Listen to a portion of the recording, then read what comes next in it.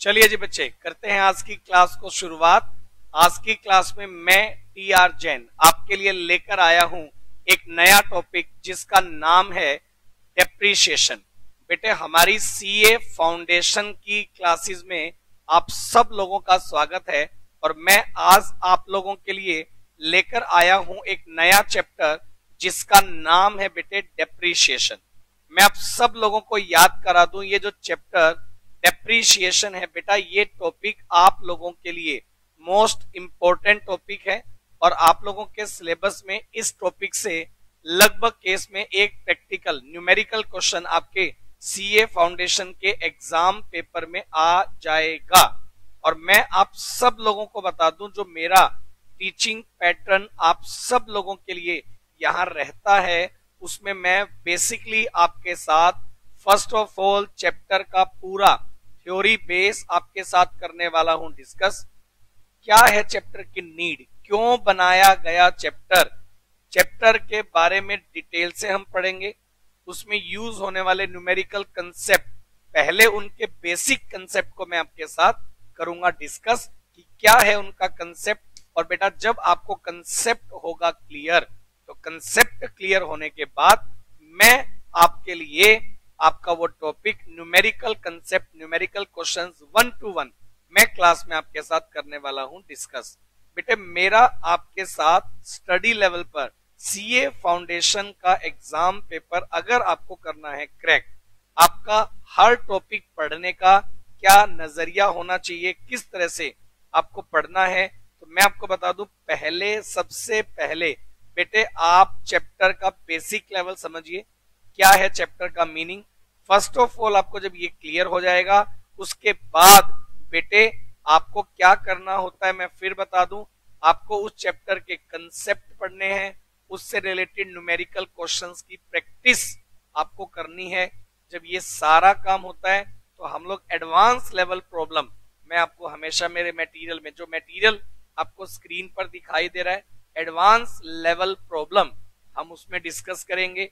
Advance level की problem जब आपने डिस्कस कर लिया, आप श्योर हो गए कि सर चैप्टर में है हम कॉन्फिडेंट, तो मैं आपके लिए लेकर आता हूं दो अलग बातें। पहली बात, मैं आपको सोल्व करवाता हूं सोल्ड स्कैनर। मतलब आज तक आपके सीए फाउंडेशन लेवल पर इस चैप्टर से रिलेटेड जितने क्वेश्चंस पूछे गए हैं, क्या आपका इंस्टीट्यूट आपका रिलेट करता है क्वेश्चन, वो सारे क्वेश्चन मैं आपको मेरी क्लास में करवाता हूं। वो सारे क्वेश्चन 1 to 1 हम क्लास में करते हैं प्रैक्टिस। उसके बाद हम लोग लेकर चलते हैं आपके आईसीएआई के मॉड्यूल को बेस बनाएंगे। आपके आईसीएआई के जो मॉड्यूल हैं उसमें मैं आपको देखूंगा, बताऊंगा कि भाई कहां कहां से क्या क्या कंसेप्ट हमने पढ़ा और कितना हमें उसको डिटेल से पढ़ने की जरूरत थी। उसके बाद हम लोग जब ये चैप्टर कंप्लीट होगा, मैं आपको देने वाला हूं टेस्ट पेपर्स। हमारे एप्लीकेशन पर आपके लिए टेस्ट पेपर अपलोड होंगे। उन टेस्ट पेपर्स को करने के बाद आपका कॉन्फिडेंस लेवल बहुत अच्छे लेवल पर जनरेट हो जाएगा। उन टेस्ट पेपर में जो क्वेश्चंस होंगे उनका भी अलग से मैं सॉल्यूशन करवाने के लिए आपकी क्लास लूंगा और बहुत अच्छे लेवल पर वो टॉपिक आपका क्लियर हो जाएगा। तो चलिए फिर आज की जो मेरी क्लास है बेटा, डेप्रीशिएशन टॉपिक के साथ मैं आपको करवा रहा हूं। तो ये देखिएगा स्क्रीन पर मैं आपके लिए लेकर आया हूं टॉपिक जिसका नाम है डेप्रीशिएशन। बेटा, डेप्रीशिएशन बेसिकली आप लोगों ने क्लास 10+1 से ही पढ़ना स्टार्ट किया। 11th अकाउंट्स में आपने इस टॉपिक को लाइफ में शायद पहली बार सुना हो कि डेप्रीशिएशन क्या होता है। तो मैं आपको बता दूं, एक एसेट की वियर एंड टीयर से, एक एसेट की वियर एंड टीयर से जितनी एसेट की वैल्यू होगी डाउन, उसे हम लोग नाम देते हैं बेटे डेप्रीशिएशन। अगर मैं प्रैक्टिकली बताऊं तो डेप्रीशिएशन लगाने के पीछे हमारा जो एजेंडा रहता है, मैं आप सब लोगों को बता दूं, डेप्रीशिएशन लगाने के पीछे बेसिक एजेंडा है कि किसी भी एसेट की वियर एंड टीयर से एसेट की वैल्यू जितनी होगी डाउन, उसे हम लोग नाम दे देंगे बेटे डेप्रीशिएशन। एक एसेट की वियर एंड टीयर से एसेट की जितनी वैल्यू होगी डाउन, उसे हम लोग नाम देते हैं डेप्रीशिएशन।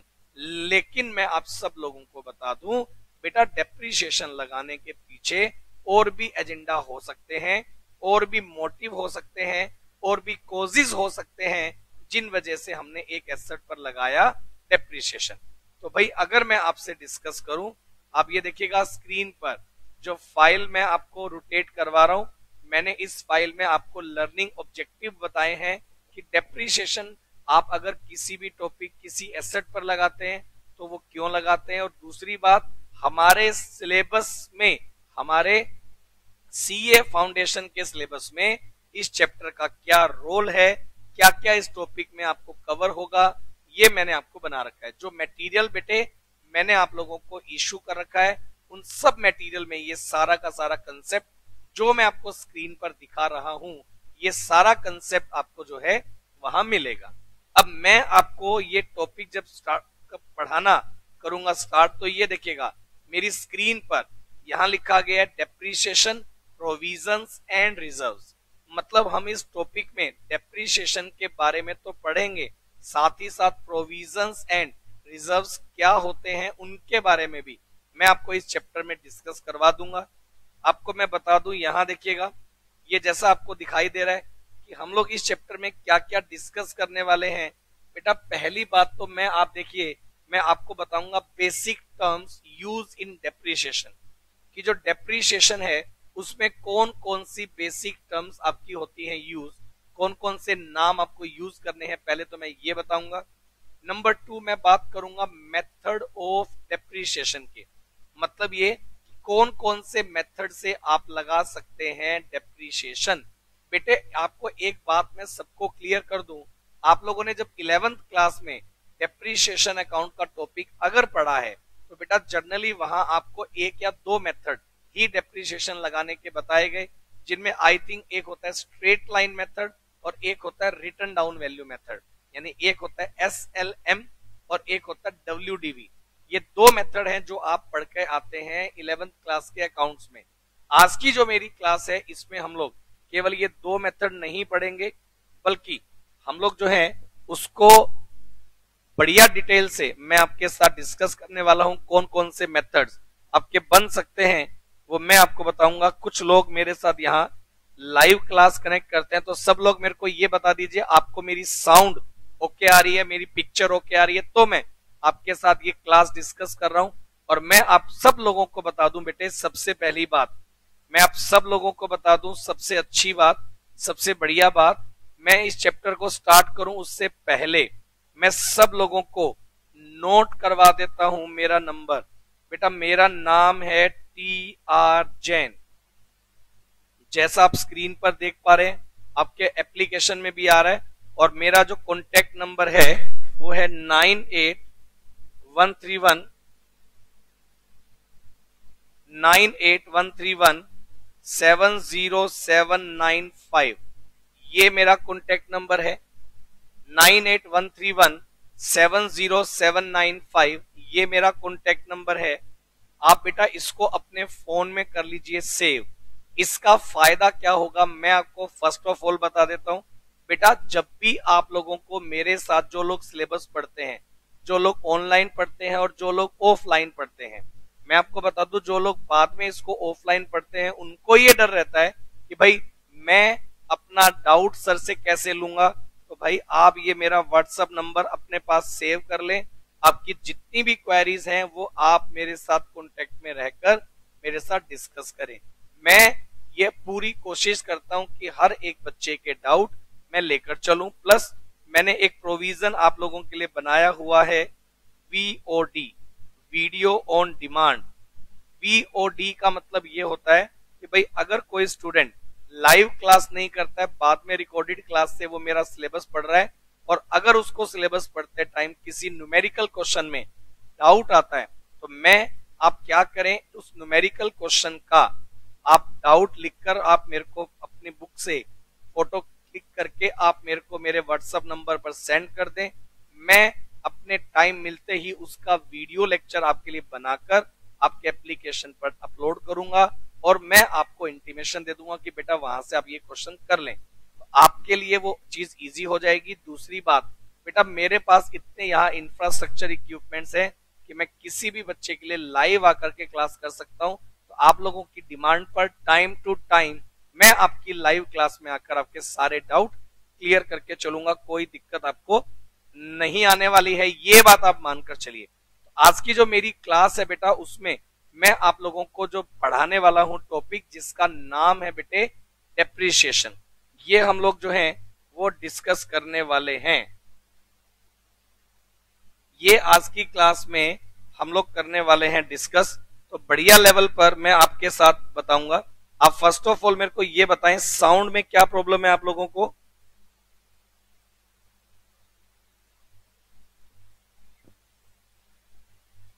आप फटाफट से बताएं, साउंड ओके नहीं है? किसी बच्चे ने मेरे को बोला है मेरे लेवल पर साउंड ओके जा रहा है।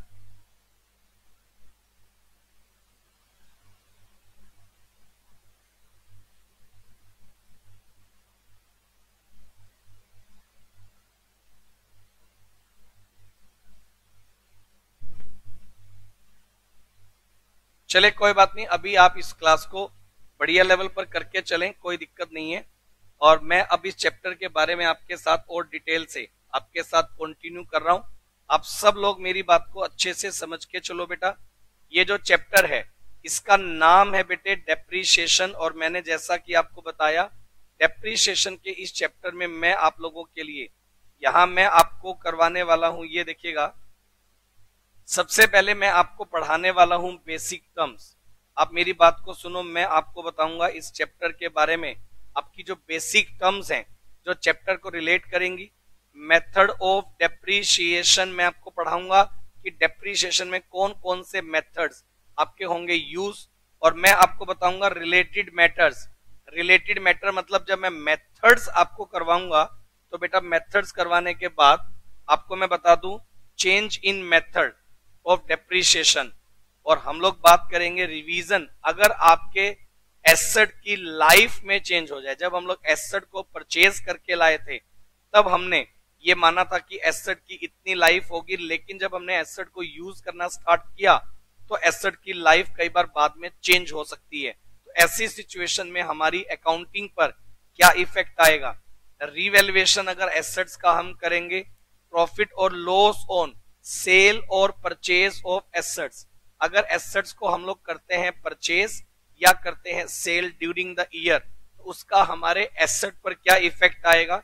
और एक पॉइंट हम लोग बनाएंगे provision for repair and renewals, कि अगर एसेट को आप परचेज करने के बाद उसका रिपेयर एंड रिन्यूअल होगा तो उसका प्रोविजन मेंटेन करने को लेकर क्या कंसेप्ट है, वो सब बातें मैं आपको यहां बताने वाला हूं। तो बेटे अगर मैं आपके साथ डिस्कस करूं तो भाई आप मेरी बात को अच्छे से समझ के चलिएगा। मैं बेटे आप लोगों को यहाँ जो टॉपिक करवाने वाला हूं, ये देखिएगा। सबसे पहले हम लोग बात करेंगे मेथड ऑफ डेप्रीशिएशन की, मीनिंग ऑफ डेप्रीशिएशन की। स्क्रीन पर मैंने आप लोगों के लिए मीनिंग ऑफ डेप्रीशिएशन को हाईलाइट किया हुआ है। मैं आपके साथ एक बार बेटा इसको डिस्कस कर रहा हूं कि मीनिंग क्या है डेप्रीशिएशन लगाने को लेकर। तो बेटा थोड़ा सा 2 मिनट हम लोग थ्योरी को पढ़ेंगे, उसके बाद हम लोग अपने न्यूमेरिकल मेथड्स की तरफ आएंगे। बहुत अच्छे लेवल पर आज की क्लास होने वाली है, लेकिन आज की क्लास मैंने बोला बेसिक क्लास है, हम चैप्टर के बारे में जानेंगे। जब सेकंड क्लास आएगी मेथड्स के कंसेप्ट के ऊपर धीरे धीरे करके मैं आपकी प्रैक्टिस करवाने पर आपको मैं ले आऊंगा। ये देखिएगा इसमें लिखा गया, a business enterprise acquire different type of fixed asset depending upon its requirement and financial condition. इस बात का मतलब कि बेटा हर एक बिजनेस इंटरप्राइज अपने पर्पस से, अपने यूज के लिए फिक्स्ड एसेट्स को परचेज करता है। Fixed asset have a long life and held for use in the business for production of goods and services. हम लोग क्या करते हैं, जो फिक्स्ड एसेट्स है ना बेटा, उसकी एक लॉन्ग लाइफ है, और फिक्स्ड एसेट्स की जो लाइफ होगी उसको जनरली हम लोग यूज करते हैं अपने बिजनेस की गुड्स एंड सर्विसेज के प्रोडक्शन के लिए। देखो सीधी बात क्या कि जितना इंफ्रास्ट्रक्चर आपको दिखाई दे रहा है ये क्यों लगाया गया, ताकि मैं अपनी सर्विसेज लॉन्ग टर्म तक दे सकूं। उसके बाद देखिएगा, when ever an asset is used in business at it's get value reduce. जैसे जैसे आप एसेट को बिजनेस में यूज करेंगे वैसे वैसे आपकी एसेट की जो वैल्यू है बेटे वो रिड्यूस हो सकती है, डाउन हो सकती है। And sooner and later the asset become useless. और एक ऐसा टाइम आएगा कि आपकी जो एसेट है वो आपके लिए क्या हो जानी है, यूजलेस। भाई साहब ऐसा है ना, जब आप एक एसेट को लगातार यूज करेंगे तो यूज करने से धीरे धीरे धीरे धीरे उस एसेट की वैल्यू क्या हो जाएगी, डाउन, और एक टाइम आएगा कि वो एसेट आपके लिए यूजलेस हो जाएगी। तो यहां लिखा गया the depreciation is permanent, continuous and gradual shrinking in the books of the book value of fixed asset. मतलब ये कि जो डेप्रिसिएशन है बेसिकली किसी भी एसेट की वैल्यू को डाउन करता है। आप मेरी बात को अगर सिंपल लैंग्वेज में समझें तो एक एसेट की नॉर्मल वियर एंड टीयर से जब एसेट की वैल्यू होगी डाउन तो उसे अपन लोग नाम दे देंगे बेटे डेप्रिसिएशन का।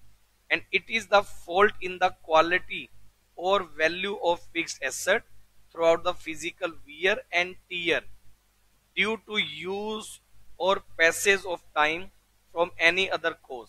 टाइम बीत जाने से, यूज लगातार होने से एसेट की वैल्यू जो डाउन होगी तो उसे हम लोग नाम देंगे डेप्रिसिएशन। इसी के बारे में मैंने इस पैराग्राफ में लिखा है बेटा। तो डेप्रिसिएशन जो है, एक लाइन आप ये जरा जरूर नोट कर लें, हाईलाइट कर लें कि depreciation is a process of allocating the cost of fixed asset over the essential useful life in a rational and systematic manner. मतलब ये कि जो डेप्रिसिएशन है वो एक एसेट की लाइफ को एलोकेट करता है, उसकी कॉस्ट को एलोकेट करता है कि भाई आज एसेट कितने की है, आज के 4 साल बाद एसेट कितने की होगी और एक पर्टिकुलर लाइफ के बाद एसेट कितने की होगी, उसकी कॉस्ट को एलोकेट करने का काम आपका जो डेप्रिसिएशन का टॉपिक है वो करेगा। इतना आप सब लोग मेरे को फटाफट से बताएं, आप सब लोगों को इतना क्लियर है क्या? उसके बाद मैं आपके साथ आगे कंटिन्यू करूंगा। फटाफट से आप मेरे को बता दीजिए आपको इतना ओके है क्या? फटाफट से आप मेरे को बताएं इतना आपको समझ में आ रहा है क्या? फटाफट से आप लोगों का रिप्लाई आ जाना चाहिए। और उसके बाद मैं आपके साथ डिस्कस करूंगा कोजिस ऑफ डेप्रिसिएशन। डेप्रिसिएशन लगाने के कारण क्या है, किन रीजन की वजह से आप बेटा डेप्रिसिएशन लगाएंगे, वो रीजन, वो कोजिस क्या है, वो मैं आपके साथ यहां डिस्कस करूंगा। जर्नल मैंने आपको बताया बेटे कि एक एसेट की वियर एंड टीयर से एक एसेट की वैल्यू जितनी होगी डाउन उसे आप नाम देते हैं डेप्रिसिएशन का। एक एसेट की नॉर्मल वियर एंड टीयर की वजह से एक एसेट की वैल्यू जितनी होगी डाउन आप उसे नाम देंगे बेटे डेप्रिसिएशन का। लेकिन मैं आपको बता दूं जनरली आपकी जो एसेट है उसके ऊपर डेप्रिसिएशन लगाने के मेन कोजिस, मेन कारण क्या है? तो सबसे पहला मैंने यहां लिखा बाय कांस्टेंट यूज। आप समझिएगा, इसको नोट करवा कर चलो, इतनी नीड नहीं है, मटेरियल में मैंने बनाकर दे रखा है तो उसको वहीं से हम लोग अच्छे से डिस्कस कर सकते हैं। आप मेरी बात को समझिएगा, सबसे पहला रीजन आपका होता है बेटा बाय कांस्टेंट यूज। बेटे आप किसी भी चीज को लगातार अगर यूज करेंगे, आप सोचिए आपके पास एक ब्रांड न्यू एसेट है और आप उसको कंटिन्यूअस लगातार लगातार लगातार यूज करेंगे तो एक पर्टिकुलर पीरियड के बाद आपकी एसेट की वैल्यू नेचुरल सी बात है डाउन आ जाएगी।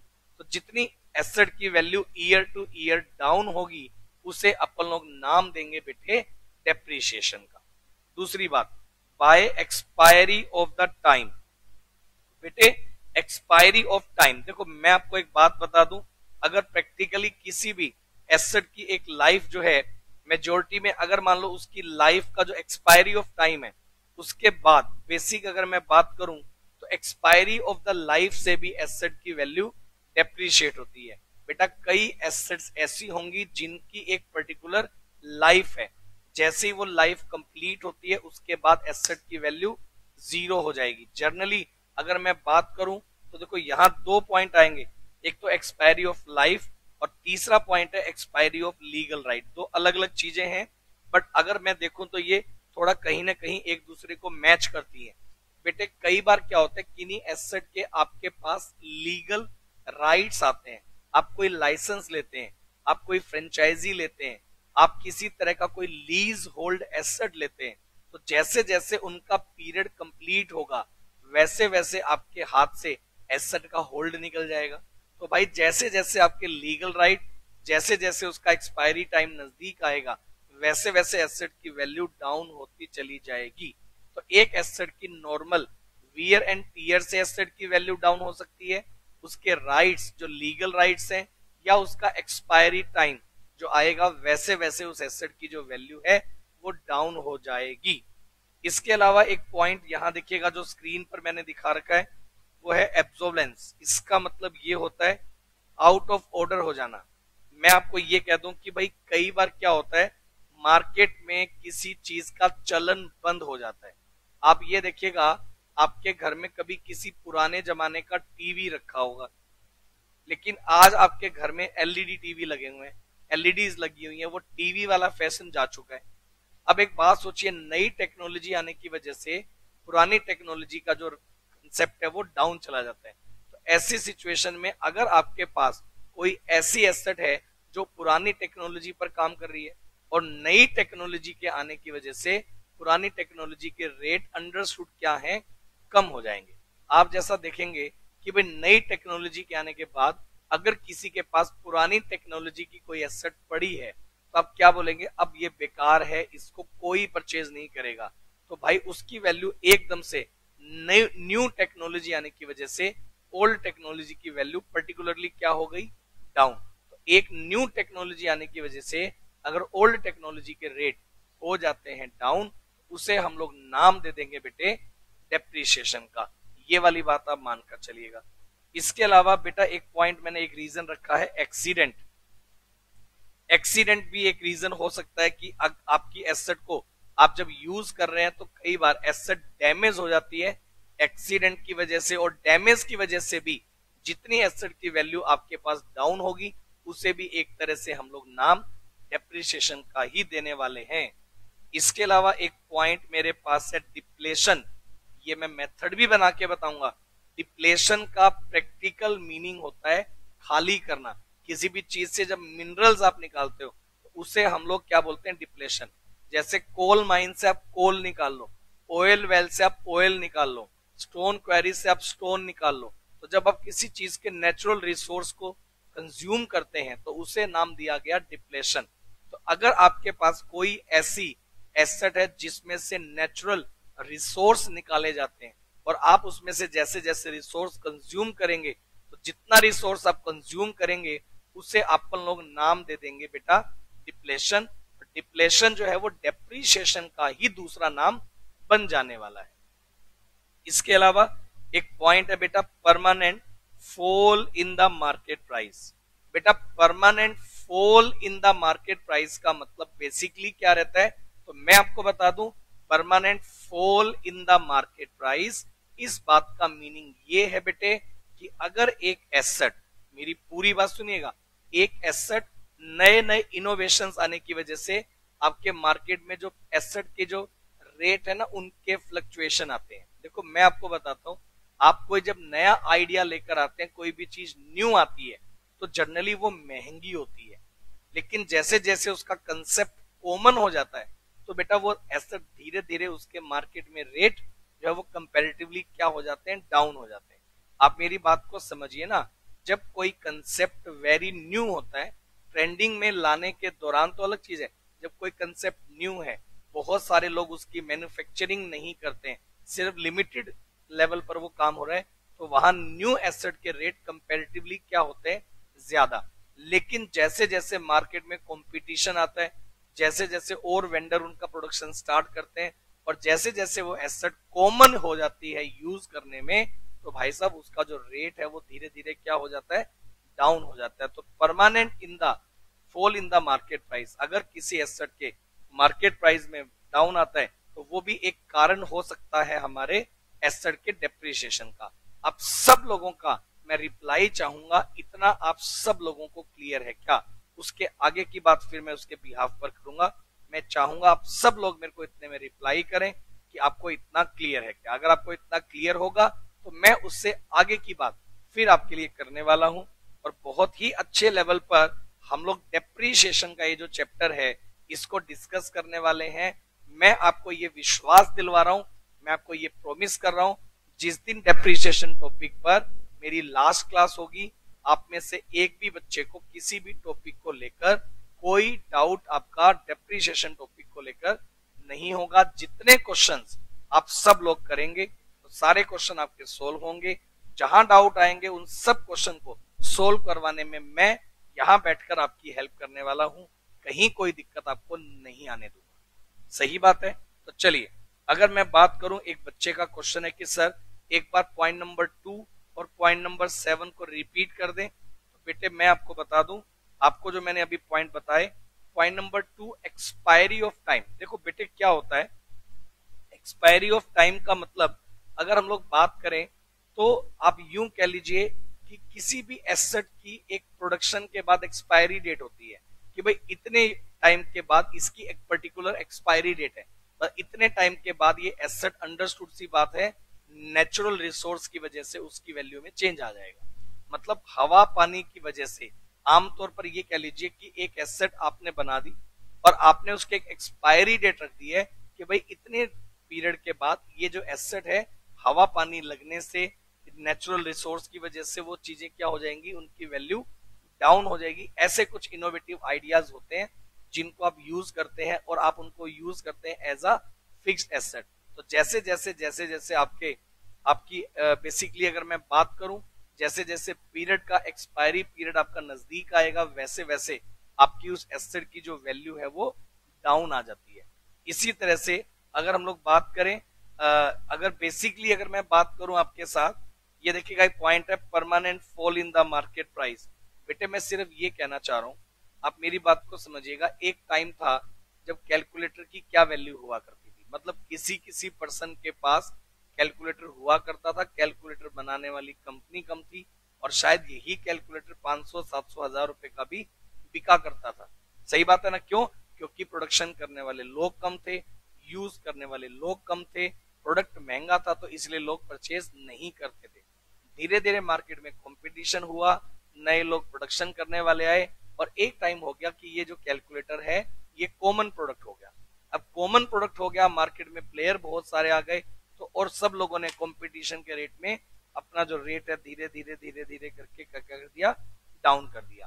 तो भाई अब ये सोचो जरा, अब किसी ने, मान लो मैंने ये कैलकुलेटर आज से 3 साल पहले 1000 रुपए का खरीदा था, तब ये टेक्नोलॉजी कॉमन नहीं थी, मैंने 1000 का परचेज किया और आज मैं उसके ऊपर मान लो 10% डेप्रिसिएशन लगाता हूँ, तो 3 साल में 100 कितना हो गया, 300 डेप्रिसिएशन लगा और आज मेरे कैलकुलेटर की वैल्यू प्रैक्टिकली कितनी होनी चाहिए, 700। लेकिन अगर मैं आपको बोलूं कि ये लो भाई 700 में ये कैलकुलेटर आप मेरे से परचेज कर लो, तो आप क्या बोलोगे, सर क्या बात कर रहे हो, नया कैलकुलेटर 200 रुपए का है, मैं आपका 700 में क्यों खरीदूं। तो प्रैक्टिकली बेटे क्या होता है कि कई बार मार्केट में इस तरह के रिसोर्स भी निकल कर आते हैं जिससे नए इनोवेशंस की वजह से, कोई चीज के कॉमन हो जाने की वजह से आपकी एसेट की जो वैल्यू है, उसके दाम जो है वो मार्केट में डाउन आ जाते हैं। तो वो भी एक तरह का डेप्रिसिएशन ही है। आप मेरे को ये वाली बात बता दें, सब लोग, आपको इतना सब लोगों को क्लियर है क्या? फटाफट से आप मेरे को बताएं, इतना आप सब लोगों को क्लियर है क्या? चलिए, अगर आप लोगों को इतना क्लियर है तो मैं आपको बता दूं बेटे, ये जो टॉपिक मैं आपको करवा रहा हूं, इसी में डेप्रिसिएशन जो वर्ड है उसके साथ कुछ अदर वर्ड्स, डेप्रिसिएशन है, डिप्लेशन है, अमोर्टाइजेशन है, ये कुछ ऐसे वर्ड्स हैं जिसमें डिलापिडेशन है। बेसिकली अगर मैं बात करूं तो आप इनको रीडिंग लेंगे ना तो ये आपको अपने आप समझ में आ जाएंगे। डेप्रिसिएशन तो natural physical wear and tear से होता है। डिप्लेशन का मतलब खाली करना, मतलब मैंने आपको बताया था नेचुरल रिसोर्स वाला। अमोर्टाइजेशन जो है, जनरली अमोर्टाइजेशन इनटेंजिबल एसेट पर लगता है। किसी भी चीज को जब आप रिटर्न ऑफ करते हो, बुक वैल्यू में जब आप किसी भी इनटेंजिबल एसेट की वैल्यू को रिटर्न ऑफ करते हो तो एक वर्ड यूज किया जाता है अमोर्टाइजेशन। इसी तरह से अगर मैं बात करूं तो यहां लिखा गया डिलापिडेशन, बेसिकली लीज होल्ड एसेट्स के ऊपर इस तरह के वर्ड यूज होते हैं। तो ये कुछ कॉमन वर्ड्स हैं, कॉमन टर्म्स हैं जो आप आराम से रीडिंग कर सकते हैं। इसमें कोई बहुत ज्यादा एक्सप्लेनेशन वाली चीजें नहीं है। डेप्रिसिएशन लगाने का बेसिक पर्पस क्या है वो आप पढ़ सकते हो। मैं आपको इन सब बातों को रीडिंग आप कर लीजिएगा। मैं आप सब लोगों को लेकर आ रहा हूं यहाँ, जो मेरा मेन कंसर्न है, जो मेरा मेन टॉपिक है, जिसका नाम है बेटा मेथड्स फॉर डेप्रिसिएशन। बिना इधर उधर की बात किए मैं आपको प्रैक्टिकल मुद्दे पर लेकर आ रहा हूं। बेटे जब आप किसी भी एसेट की वैल्यू पर चार्ज करेंगे डेप्रिसिएशन, तो डेप्रिसिएशन अकाउंटिंग कैसे होगी, उसकी कैलकुलेशन कैसे होगी, उसकी अकाउंटिंग आपको कैसे करनी होती है, वो सब बातें हमें यहाँ पढ़नी है बेटा। तो देखो सबसे पहली बात बताऊं, अगर मैं बात करूं तो डेप्रिसिएशन लगाने के प्रैक्टिकली तो कई सारे मेथड है। प्रैक्टिकली अगर मैं बात करूं तो आपको अकाउंटिंग पर्पज से मैं डेप्रिसिएशन लगाने के कई सारे मेथड्स के बारे में बताने वाला हूं। लेकिन अगर हम लोग बात करें, following methods are available for computing and allocating the value of depreciation amount of an asset for the useful life. कौन कौन से आपके मेथड्स हो सकते हैं ये बेटे मैं बता रहा हूं। तो इनमें सबसे पहला जो मेथड है उसका नाम आप स्क्रीन पर देख पा रहे हो, स्ट्रेट लाइन मेथड। सबसे पहले मेथड का नाम मैंने आपके लिए रखा स्ट्रेट लाइन मेथड। आप इसको फिक्स्ड इंस्टॉलमेंट मेथड भी कह सकते हो। आप इसको स्ट्रेट लाइन मेथड का नाम दें, आप इसको फिक्स्ड इंस्टॉलमेंट मेथड का नाम दें, दोनों का मतलब एक ही होगा। अगर हम लोग मेथड्स की बात करें तो बेटा आपके जो मेथड्स हैं आप स्क्रीन पर देख पा रहे हो। सबसे पहले मेथड का नाम मैंने रखा स्ट्रेट लाइन मेथड। आप इसको शॉर्ट फॉर्म में SLM बोल सकते हैं। स्ट्रेट लाइन का मतलब SLM ये हो सकता है, स्ट्रेट लाइन मेथड SLM ये हो सकता है बेटा। दूसरी बात, हमारे पास सेकंड मेथड जो आएगा उसका नाम है रिड्यूसिंग बैलेंस मेथड। उसका नाम है रिड्यूसिंग बैलेंस मेथड। आप इसको रिटर्न डाउन वैल्यू मेथड भी कह सकते हो। रिड्यूसिंग बैलेंस मेथड, इसका नाम डिमिनिशिंग बैलेंस मेथड भी हो सकता है, इसका नाम रिटर्न डाउन वैल्यू मेथड भी हो सकता है। और जनरली अगर मैं बात करूं तो इसे हम लोग नाम देते हैं, आप देख रहे हो स्क्रीन पर, रिटर्न डाउन वैल्यू। तो इन दोनों मेथड के बारे में ज्यादातर केस में क्वेश्चंस आपको मेरे मटेरियल में, आपके ICAI के मॉड्यूल में, आपके सोल्ड स्कैनर में सबसे ज्यादा क्वेश्चन आपको इन्हीं दोनों मेथड के देखने को मिलने वाले। मैं आपको बता दूं इन दो मेथड में सबसे पहला मेथड है स्ट्रेट लाइन मेथड, दूसरा है रिड्यूसिंग बैलेंस मेथड। बेटा स्ट्रेट लाइन मेथड जो होता है मैं आपको क्लियर कर दूं, स्ट्रेट लाइन मेथड में amount of depreciation each year जो है वो इक्वल होगा। लेकिन जो रिड्यूसिंग बैलेंस मेथड है उसमें हर साल जो एसेट की वैल्यू डाउन होती जाएगी, हम डाउन वैल्यू पर डेप्रिसिएशन जो है वो लगाते जाएंगे। तो नंबर 2 पर हमारे पास है बेटे रिड्यूसिंग बैलेंस मेथड। नंबर 3 अगर हम लोग बात करें, नंबर 3 हमारे पास है sum of year digit method. Number 3 हमारे पास है बेटे sum of year digit method. Number 3 हमारे पास है बेटे sum of years digit method. ये नंबर 3 हमारे पास है। अगर मैं बात करूं इसमें एसेट की जितनी लाइफ होगी उसके ईयर्स की लाइफ का सम करके हम डेप्रिसिएशन की कैलकुलेशन करेंगे। वो मैं आपके साथ पैराग्राफ पूरा का पूरा मेथड आपके साथ डिटेल डिस्कस करूंगा। एक मेथड यहां मैंने लिखा हुआ है machine hour method. Machine hour method basically उन एसेट्स पर यूज होता है जिन एसेट्स की लाइफ इन आवर्स है, मतलब घंटों में जिनकी लाइफ है। जैसे मान लो एक कंपनी ने एक मशीन बनाई और कंपनी ने ये बोला कि भाई ये मशीन इतने घंटे चलेगी, इतने घंटे चलने के बाद इसकी लाइफ खत्म हो जाएगी। आमतौर पर इलेक्ट्रॉनिक गुड्स में ऐसा होता है, आप जो प्रोजेक्टर्स या बड़ी बड़ी स्लाइड्स, आप सिनेमा हॉल के जो प्रोजेक्टर्स हैं उनकी लाइफ आवर्स में होती है। जितने घंटे वो कंज्यूम होगा उसके बाद उसका जो लैंप है वो फ्यूज हो जाएगा। तो बेसिकली क्या है कि कुछ एसेट्स ऐसी हैं जिनकी लाइफ नंबर ऑफ आवर्स में है। तो जितने आवर्स आप मशीन को कंज्यूम करोगे उतने आवर्स का ही आप डेप्रिसिएशन चार्ज कर सकते हैं। इसके अलावा मशीन आर के बाद मेरे पास एक मेथड आएगा प्रोडक्शन यूनिट्स मेथड। बेटे प्रोडक्शन यूनिट्स मेथड जो है, अगर आप मेरे को बोले तो भाई प्रोडक्शन यूनिट मेथड तब अप्लाई होता है बेटे, प्रोडक्शन यूनिट मेथड तब अप्लाई होगा जब आपकी एसेट की life in number of production units हो। अगर आपकी एसेट की life in number of units production है, तो हम लोग कौन सा मेथड अप्लाई करते हैं बेटे, प्रोडक्शन यूनिट्स मेथड। ये मेथड हम तब अप्लाई करेंगे। नंबर 6 मेरे पास यहां है बेटा डिप्लेशन मेथड। डिप्लेशन मेथड जो है वो काम करता है तब जब आप किसी भी ऐसी एसेट पर डेप्रिसिएशन लगाते हैं बेटा जिसमें से नेचुरल रिसोर्स निकाले गए, चाहे वो ऑयल वेल्स है, चाहे वो कोल माइंस है, चाहे वो स्टोन क्वेरीज है, या जो भी एसेट जिसको आप यूज करते, जिसमें से आप कोई भी मिनरल अगर कंज्यूम करेंगे तो उसे हम लोग नाम देंगे बेटे डिप्लेशन का। तो वहां डिप्लेशन मेथड आपको इफेक्टिवली अप्लाई करना है। उसके बाद मेरे पास है annuity method.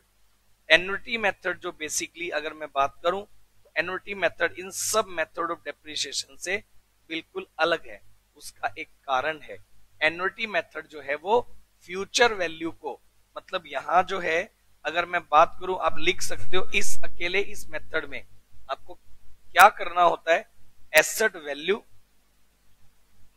Plus interest on asset value,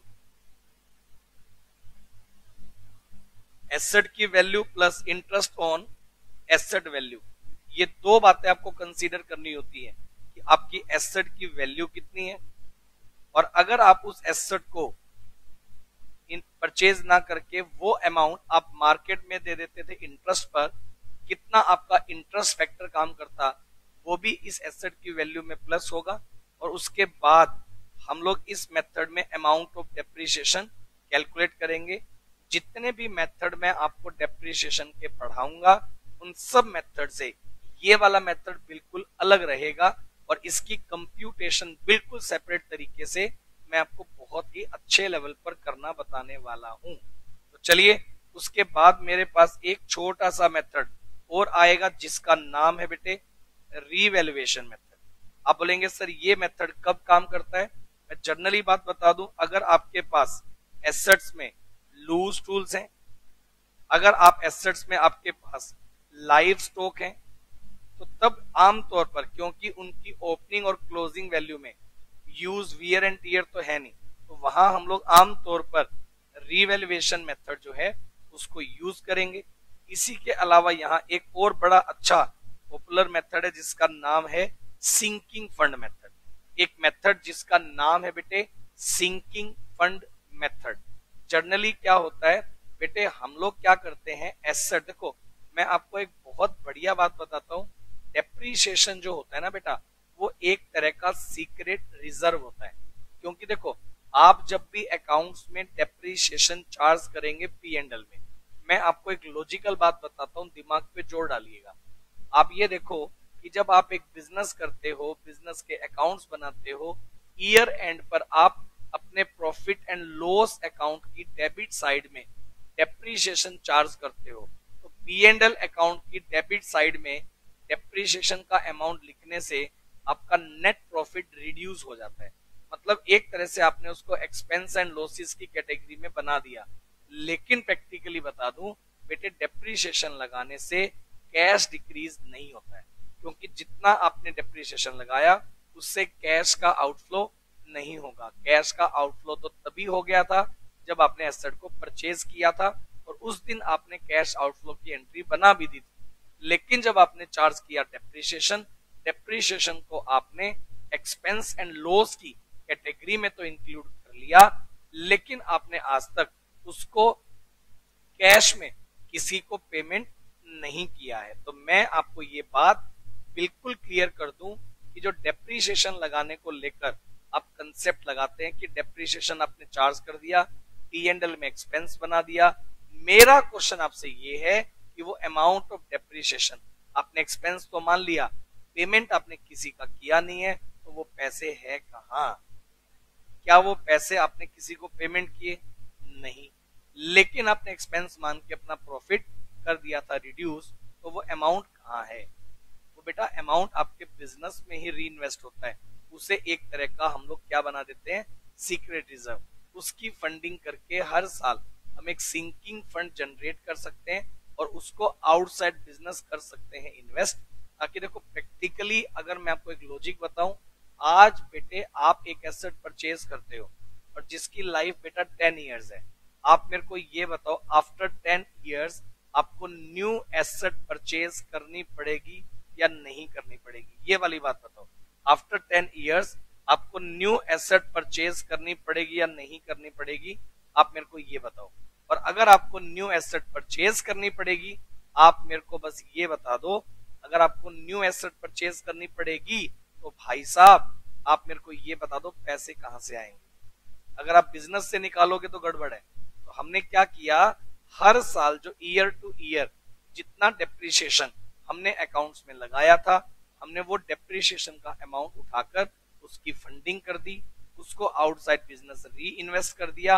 और फिर हमने क्या किया, उस इन्वेस्टमेंट को एट द टाइम ऑफ जब आपकी एसेट जीरो हो गई, तब जो इन्वेस्टमेंट आप आउटसाइड बिजनेस कर रहे थे डेप्रिसिएशन फंड से, वो एसेट को सेल करके जो अमाउंट निकल कर आएगा, उस अमाउंट से आप न्यू एसेट अपने लिए परचेज कर सकते हैं। तो भाई मेरे पास अलग अलग डेप्रिसिएशन लगाने के मेथड्स हैं, मेरे पास अलग अलग डेप्रिसिएशन लगाने के कंसेप्ट्स हैं। जितनी बातें स्क्रीन पर आज मैंने अभी तक आपको बता दी, आप सब लोग एक बार मेरे को रिप्लाई करो। आपको अगर इतना समझ में आ रहा है, हम उससे आगे की बात फिर करेंगे। बताइए, फटाफट से बताइए, बताएं सब लोग। आप सब लोगों के रिप्लाई का मैं वेट कर रहा हूं। अगर आपको इतना समझ में आता है तो बेटे हम उससे आगे के टॉपिक की फिर बात करेंगे। फटाफट से आप मेरे को बताइए। बहुत ही प्यारे तरीके से मैं आपको करवाने की कोशिश करूंगा, कोई दिक्कत नहीं आने दूंगा, ये बात आप मानकर चलिए। और मेरे को लगता है आज की क्लास बहुत अच्छे से आप सब लोगों को क्लियर होगी। बिल्कुल फ्रेश माइंड के साथ आप और हम इस टॉपिक को बहुत अच्छे लेवल पर डिस्कस करेंगे बेटे। और डेप्रिसिएशन एक बहुत आसान टॉपिक है। देखिए, अगर मैं बात करूं डेप्रिसिएशन लगाने की, तो अब मेरे पास यहाँ टॉपिक जो स्टार्ट होगा ना, बेसिकली अगर मैं बताऊं तो अब मेरे पास स्टार्ट हो जाएंगे मेथड्स। आप स्क्रीन पर देख पा रहे हैं, यहां सबसे पहले मेथड का नाम स्क्रीन पर हो रहा है हाईलाइट। सबसे पहला मेथड जिसका नाम मैंने स्क्रीन पर रखा हुआ है फिक्स्ड इंस्टॉलमेंट मेथड, जिसे आप लोग स्ट्रेट लाइन मेथड के नाम से भी जानते हैं। अब मेरा ऐसा मानना है कि मैंने आज की क्लास आपके साथ कर दी इंट्रोडक्शन। अब मैं नेक्स्ट क्लास में आकर पूरा का पूरा स्ट्रेट लाइन मेथड आपके साथ डिटेल से करूंगा डिस्कस। उसके कंसेप्ट को एक्सप्लेन करूंगा, उसके न्यूमेरिकल क्वेश्चंस को एक्सप्लेन करूंगा। तो बहुत ही बढ़िया लेवल पर हर एक पॉइंट मैं आपको करवाने वाला हूं क्लियर। आप सब लोग मेरे को ये बता दो, आप सब लोगों को आज की क्लास का इतना काम समझ में आ गया? सही है। अगर आपको इतना समझ में आ गया, अगली क्लास हम लोग फिक्स इंस्टॉलमेंट मेथड को लेकर पढ़ेंगे। फिक्स इंस्टॉलमेंट मेथड को लेकर मैं आपको करवाऊंगा इससे रिलेटेड एंट्रीज, इससे रिलेटेड कंसेप्ट, इससे रिलेटेड लेजर्स और उसके बाद न्यूमेरिकल क्वेश्चंस की बहुत सारे क्वेश्चंस की प्रैक्टिस मैं अगली क्लास में आपके लिए लेकर आने वाला हूं। तो चलिए फिर, आज की क्लास इंट्रोडक्शन क्लास थी, छोटी क्लास थी। नेक्स्ट क्लास से हमारा जो टाइमिंग है वो क्लास का इंक्रीज हो जाएगा, ताकि हम लोग मोर प्रैक्टिस कर पाए। आज की क्लास के लिए इतना ही। Thank you so much.